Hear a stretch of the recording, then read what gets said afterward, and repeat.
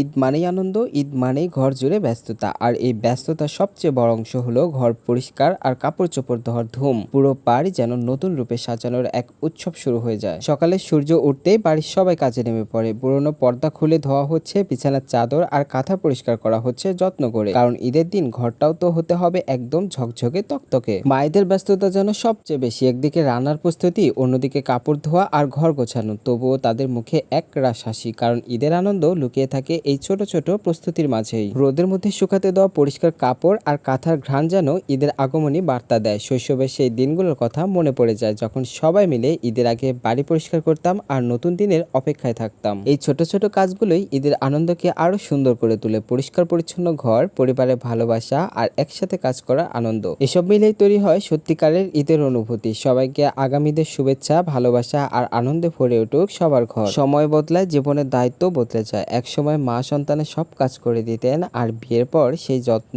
আর ভালোবাসার অংশ হয়ে যায় জীবনসঙ্গী। স্ত্রীর কাপড় ধুয়ে দেওয়া শুধু একটি কাজ নয়, এটা ভালোবাসা, সম্মান আর দায়িত্ব ভাগ করে নেওয়ার সুন্দর একটি প্রকাশ। সংসার তখনই সুন্দর হয় যখন ছোট ছোট কাজেও একে অপরের পাশে থাকা যায়। ভালোবাসা মানে শুধু বড় বড় কথা নয়, ভালোবাসা মানে ক্লান্ত সময়ে সাহায্যের হাত বাড়িয়ে দেওয়া। একসাথে কাজ করলে সংসারে কষ্ট অনেকটা সহজ হয়ে যায়। যে মানুষটি সারাদিন সংসারের জন্য পরিশ্রম করে, তার ছোট ছোট কাজ ভাগ করে নেওয়া এক ধরনের যত্ন। এতে বাড়ে সম্পর্কের মায়া আর বোঝাপড়া। সংসারে ভালোবাসা টিকে থাকে পারস্পরিক সম্মান আর সহযোগিতায়। একজন আরেকজনের পাশে থাকলে ছোট্ট সংসার হয়ে ওঠে সুখের ঠিকানা। আমি আমার সাধ্যমতো আমার জীবন সঙ্গিনীর কাজে সহযোগিতা করার চেষ্টা করি। আপনারাও কে কে এরকম সহযোগিতা করে থাকেন তারা অবশ্যই কমেন্টস করে জানাতে পারেন। এই যে ছাদভর্তি কাপড় চোপড় মেলে দেওয়া দেখতেছেন, এই সমস্ত কাপড় চোপড় আমার ওয়াইফ নিজের হাতে একা একা ধুয়েছে। যদিও টুকটাক কাজে তাকে আমি হেল্প করি, কিন্তু তার ক্রেডিট আমি নিতে চাই না, কারণ আমি আমার বউকে খুব ভালোবাসি।